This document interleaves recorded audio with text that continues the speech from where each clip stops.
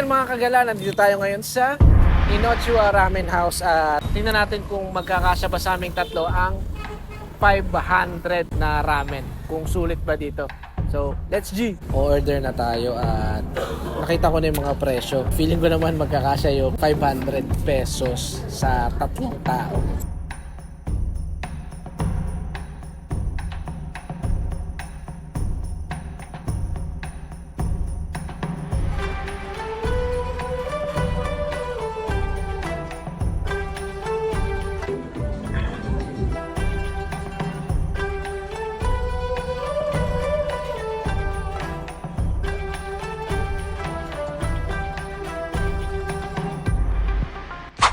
Na-success natin yung 500 pesos sa tatlong tao na yon, ramen and also salad, bale 497 lang. So anong masasabi mo dyan, Nak?